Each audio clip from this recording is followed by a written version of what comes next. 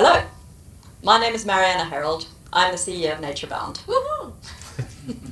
With me on stage today is Gidi, our CTO. Woohoo!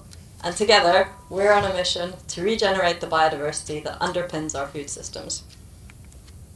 How many of you recognize this scenario? Quite a few. This is what it used to look like when you drove through the countryside, just in terms of bugs on your windscreen. But it doesn't look like that anymore. You see, we are literally destroying the life that underpins our food systems.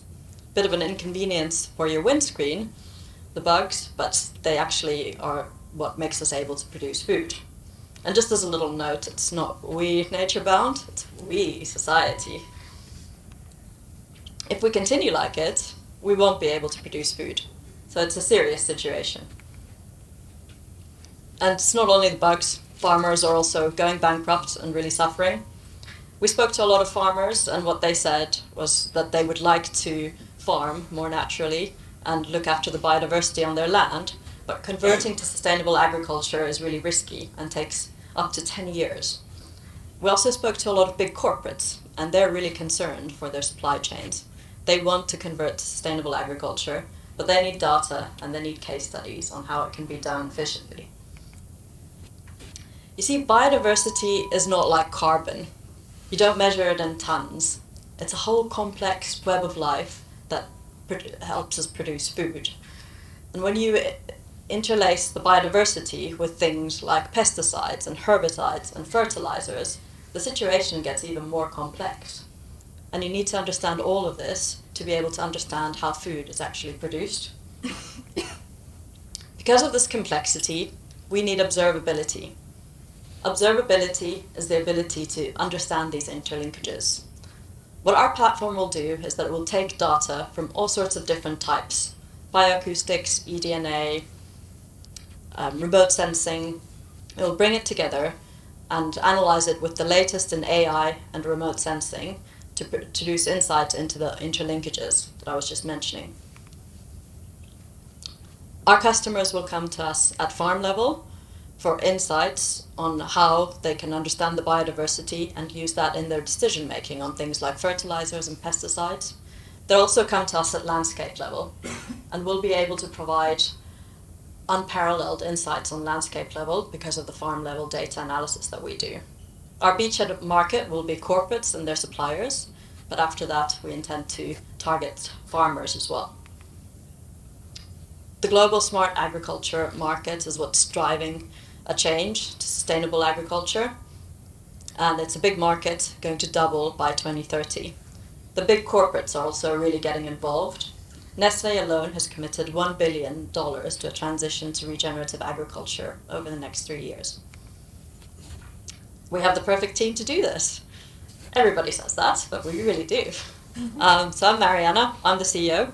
I have a PhD in sustainability and industrial engineering, and I've been working in the food industry on sustainable supply chain management for most of my career. And I'm Gidi. I'm a software engineer with over 20 years experience building, leading and nurturing engineering teams, working on everything from real-time monitoring systems to cat videos on the internet. And advising us are the UK Centre for Ecology and Hydrology, who have decades of experience in understanding the interlinkages between biodiversity and agriculture, the head of water at the WWF, water stewardship at the WWF, that is also in charge of the biodiversity risk filter, a director of ecology at a large consultancy, and an expert in geospatial analysis at the UKRI. If we look at the industry that's supporting the transition to sustainable agriculture, we see primarily two sectors. We have groundbreaking biodiversity monitoring providers that are finding new and scalable ways to measure and report on biodiversity every day, and companies that are putting data at the forefront of farming and connecting the dots between these two.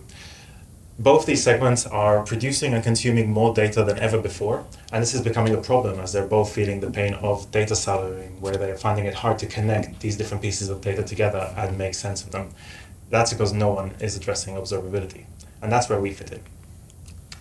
By building a platform that is able to take a variety of data from any monitoring provider and interlace them together to identify actionable insight at farm level and biodiversity proxies at landscape level, we're able to provide a much faster feedback cycle between the biodiversity on the ground, the human interventions, and the outcomes at the end.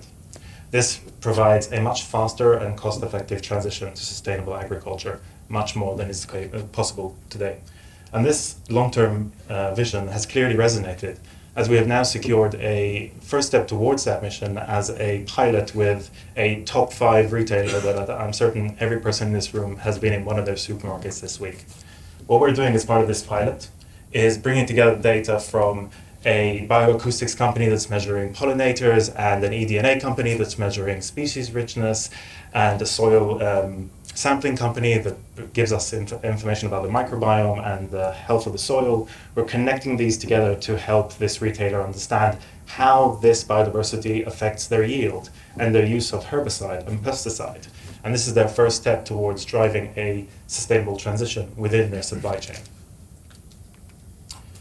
In January, we raised 120K from Carbon 13. This is what's allowed us to get this pilot off the ground. We have recently also secured 20K from the Geovation Accelerator, and we are now starting our angel round, of which 170K is SCIS eligible, to hire the team that's going to turn this pilot into an MVP over the coming months. For anyone that's been following the biodiversity space, this year is the year to be launching a biodiversity-focused venture with biodiversity credit standards and standards around driving science-based decision-making in agriculture. This is the year to be launching such a startup. Biodiversity underpins our entire food system. By 2030, we'll need to feed 8.6 billion people. What if we can't? Thank you. We're Naturebound, and so are you.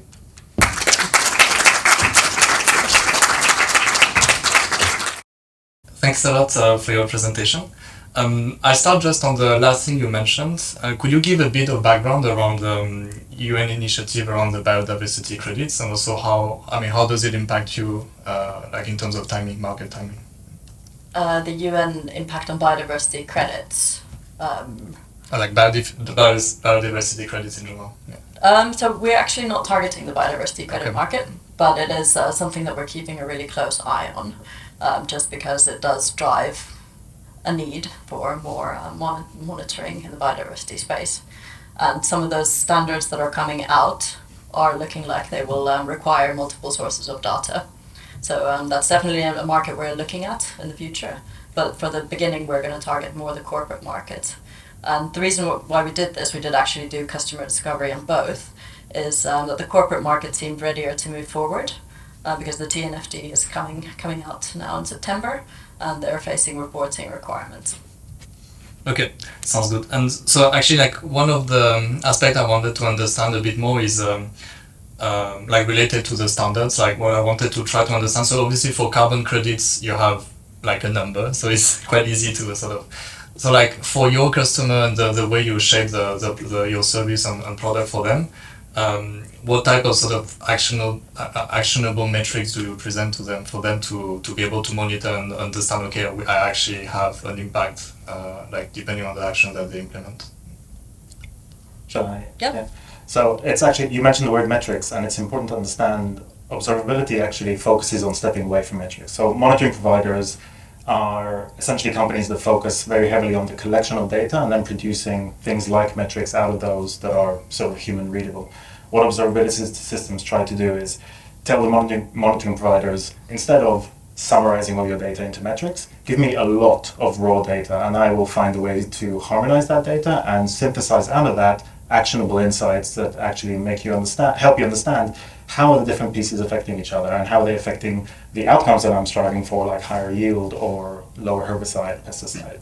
So where we see ourselves fitting in is more in helping decision makers on the ground, like ecologists, agronomists, farmers primarily, to understand how the different pieces of the biodiversity and the landscape and the actual use that they're putting into the ground of agricultural input, how are they interacting? Are they achieving the things they're trying to achieve? So it's literally things like you have a certain pest that is very commonly within your field, we identified it, but we're not identifying the natural sources of pest control that could allow you to reduce your pesticide. Being able to link those often requires multiple different sources of data. You need to understand the landscape, you need to understand the pests that might be from bioacoustics and the pest control species that actually is only identifiable through eDNA. Being able to interlace those and identify those opportunities is exactly where we see ourselves adding value. Okay, perfect answer. Thanks a lot. Okay, so talking about like the retailers you're working on with today, like what's the burning pain that they have for them to do that now instead of waiting a few years to get a bit like to wait for the sort of pressure from regulation? So I think the retailers at the moment, anybody who's customer facing, feels a lot of pressure from consumers actually. Okay. Consumers and society as a whole are demanding that they do something about it. And the people we spoke to are genuinely concerned about their supply chains in terms of the yields going down and what can they actually do to make it better. So they want to be ready before the regulation comes in, and they want to be kind of able to form the regulation as well and give feedback on it. And the retailer that we're working with is actually very much involved in that process and how the standards are set. And that's why also the pilot that we're doing will be used as a case study for the regulation.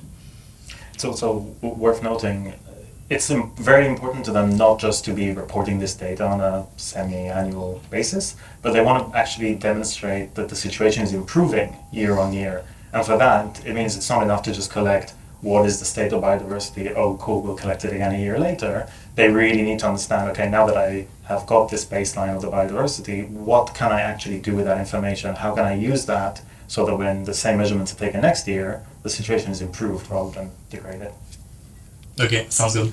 And so like outside of like retail, like what are your generally speaking, like your different customer segments? Are they like retail mostly or like also others? So also big food manufacturing companies are looking at this really intensely. Like we've spoken a lot with Nestle, and they're really quite forward thinking in this space. They've been trialing out all sorts of different technologies and are trying to figure out how to piece that data together. So exactly the problem that we were talking about there. So there's that segment, but also, as Gidi mentioned, I think earlier, agronomists, ecologists, a lot of the ecologists that we speak to are turning customers away because they just don't have capacity to serve them.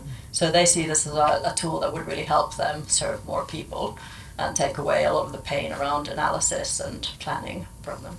Okay, just out of curiosity, like those food manufacturers, like how close are they to their farmers? Like, do they know all of them, or like? No, not at all. And I think very typical is that they have close relationships with a small subset of them that they deem strategic farmers.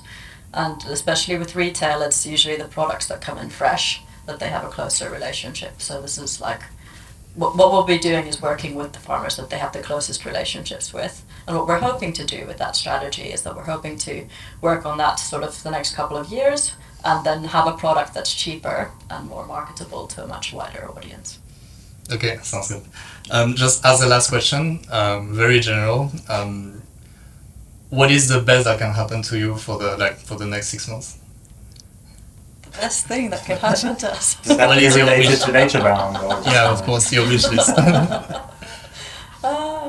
I think that we could really deliver this pilot well. Like I would love to see that. I mean, there's obviously a lot of things I'd love to see, but I really want to make sure that we deliver some proper value to the retailer. I want to make sure that we sort of under-promise and overachieve on it. Thank you very much.